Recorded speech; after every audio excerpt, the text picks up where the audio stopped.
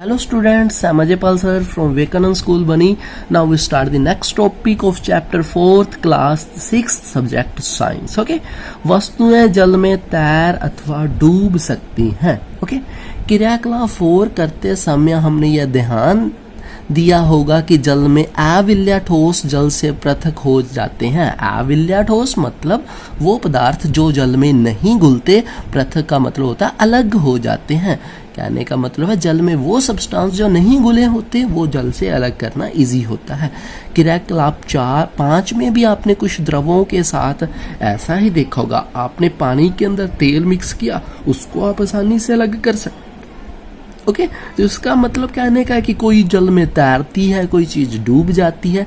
इनमें से कुछ पदार्थ जो जल में मिश्रित नहीं हो पाए वे जल के पृष्ठ पर आकर तैरने लगे थे. ओके, जो जल में नहीं मिक्स होते, जैसे यहाँ पे डायग्राम में देखो पत्ती है, कोई और लकड़ी का ब्लॉक है या प्लास्टिक की गेंद है, वो जल में नहीं मिक्स हुई तो वो तैर रही है. अन्य डूबकर गिलास की तली में पहुंच गए, क्या यह सही नहीं है?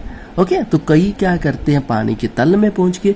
हम ऐसे बहुत से उदाहरण दे सकते हैं. अब देखो, आपने इन बेस पे अलग अलग चीजों को बांट सकते हो कि पानी के अंदर जो चीजें डूबती हैं उनको अलग रख लो और जो चीज तैरती हैं उनको अलग रख लो. ओके, हम ऐसे में बहुत से उदाहरण देखते हैं जिनमें पदार्थ जल में तैरते रहते हैं अथवा डूब जाते हैं. चित्र 4.6 में देख सकते हैं. ओके, किसी तालाब की सतह पर गिरी सूखी पत्तियां वह कंकड़ जो आप अपने तालाब में फेंक देते हैं, शहद की कुछ बूंदें जिन्हें आप गिलास के जल में डालते हैं, इन सब का क्या होता है? ओके, तो आपने खुद ये करके देखना है कि सूखी पत्तियों का क्या होता है, कंकड़ का क्या होता है, शहद का क्या होता है.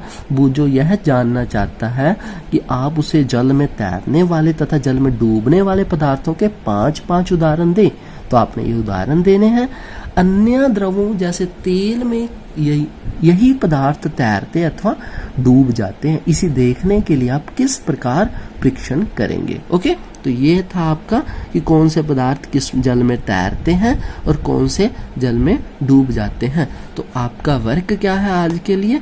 आपने एक टेबल बनानी है. उस टेबल के अंदर आपने ये लिखना है, एक साइड लिखना है कि जल में तैरने वाले सब्सटेंस कौन से हैं, तैरने वाले पदार्थ कौन से हैं, और दूसरी साइड आपने क्या लिखना है कि जल के अंदर डूबने वाले पदार्थ कौन से हैं. तो ये आज आपका काम है. हमने थोड़ा सा ही किया ना काम, तो आपने ये अच्छे से करना है. जितना थोड़ा करवाया जाता है उतना आप अच्छे से करो, क्योंकि थोड़ा थोड़ा करके आप करोगे तो आसानी से आप अपना चैप्टर को कवर कर सकते हो और आपको समझ भी आएगा.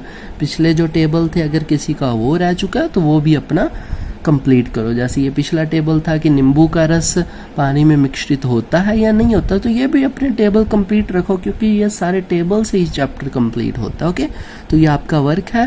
टेस्ट आपका तभी होगा जब आपका ये वाला चैप्टर कंप्लीट हो जाएगा. Okay, take care, stay home, stay safe, bye.